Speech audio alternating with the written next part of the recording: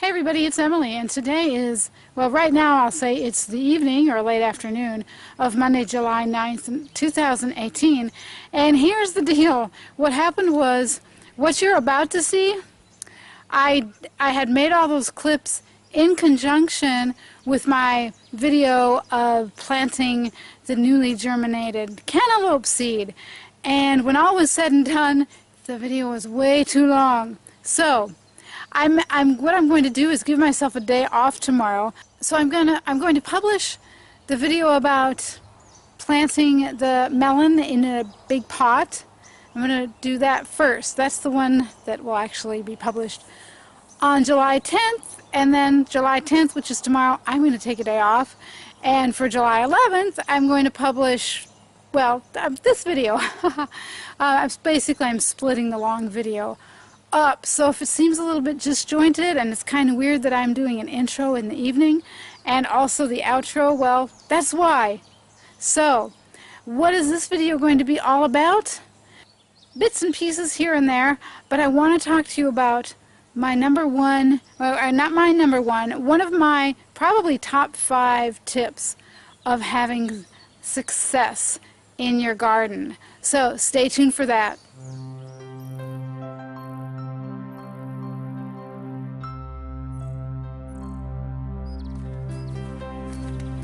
So I need to wait for Jerry. Jerry went to town to get some more wood for our next lasagna bed.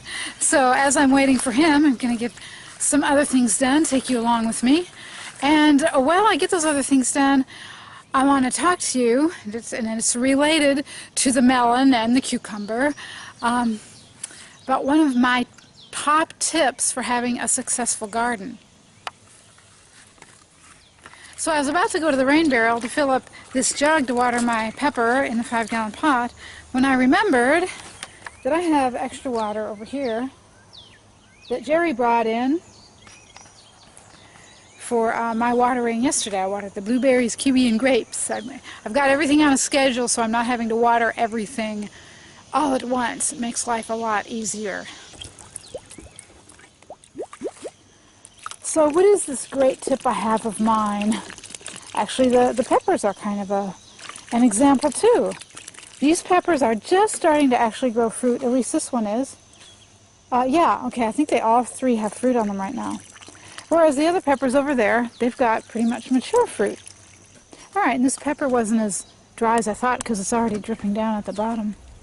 But the cucumbers, I've got this new cucumber that's going to give me fruit pretty soon. It's going to give me flowers pretty soon and then fruit. So what is this great tip? Succession planting. One of my top tips for success in the garden is succession planting. That means that you don't plant everything all at once, you spread them out. And the crops that you can get away with doing that with depends on, of course, your climate. If you have a really short growing season, you may not be able to do succession cropping at all unless you've got a greenhouse. And of course, down here, you know, zone 7, 8, 9, 10. I think we're getting into the tropics when we're talking about zone 10. But yeah, we can grow longer. We can start earlier and continue longer. So I'm not going to have all the peppers growing at once because I planted these 3 peppers in containers later. I started them later. I mean, I started them several weeks after I had started the original batch. The cucumber. So one reason to succession plant is not to get all your crop at one time, to kind of spread it out so you're not overwhelmed. Another reason is because you never know when a plant is going to get diseased. Maybe this will never get powdery mildew because maybe it'll dry up the rest of the summer. I don't know. Maybe it was just too wet for those other 2 cucumbers. But I'm so glad I started this extra cucumber. It wasn't like a succession planting thing. It's not something I planned. Remember, it was because I didn't think the other bait alpha was going to produce. It started producing, but I already had this, decided not to throw it away, and thank goodness I didn't. Because now I have currently a disease-free bait alpha that might actually produce more fruit than my original one. So it's the same with the cantaloupe, right? That cantaloupe developed a fungus, and we got one melon and bye-bye. If I had started this cantaloupe that we're going to plant today, if I had started it 3 weeks earlier, I would have already had maybe even flowers on the plant, and I wouldn't be so iffy as to whether we would get more melons. I would know that I would be able to get more melons. Of course, if I make sure it doesn't get a fungus, I am going to do some preventive medicine, shall we say, with this cantaloupe. So not being overwhelmed with a whole bunch of vegetables at once is one reason to success of plant. In case of diseases is a second reason. A third reason is pests. A few weeks ago, these kale in the pots were getting completely eaten down by worms. This is probably not worms, this is probably the work of grasshoppers and katydids, I'm going to guess.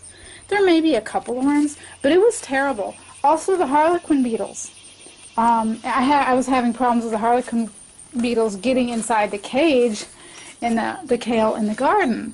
I have not seen any harlequin beetles or worms. I mean, I'm just seeing really nice leaves with not very many holes in it.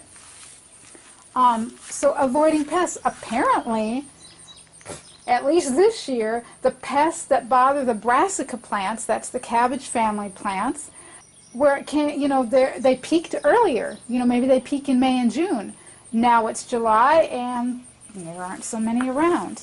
I've had to cover this up. I'm going to show you all this. I did cover it up because I'm trying to get it to go to seed.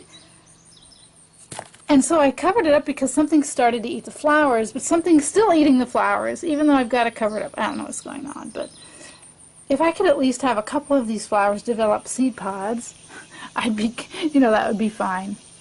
But anyway, yes, succession planting. You need to plan on diseases and pests happening.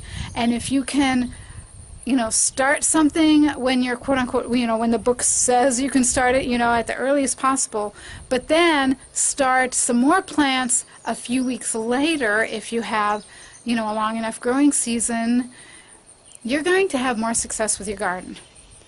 All right, speaking of garden, I need to build up the lasagna bed, our second lasagna bed. I need to finish my part. Jerry's done with his part, the leaves. I need to get the last layer on top so he can put the tarp on that one and we can get going on the third one. So come along with me while I do some of that. So Jerry did some weeding on Saturday, 2 days ago,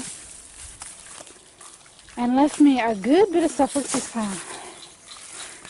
Can you say filling up the next lasagna bed? I mean, this is way more than I need for I'm already half done with the top layer of the second bed, so yay! This might be most of what I need. Well, it's at least probably 2 grass layers for our third bed. I'm going to get as much in the wheelbarrow as I can. Speaking of melons, yeah, here it is. Notice the absence of my little self-watering setup with the 5-gallon bucket with the melon. Here it is, along with all the potting mix and dirt it was in. Bye-bye. Alright, I got the wheelbarrow in here. Need to get some stuff. I see I've got half of it done here. And you see the leaves, I need to fill in this half. 2 10x3 lasagna beds down. 2 more to go. Well, thanks a lot for watching this vlog. If you enjoyed it, thumbs up, share it with your online networks, and be sure to subscribe if you have not, if you want to follow my gardening journey. I'll see you for the next video. In the meantime, take care and happy gardening.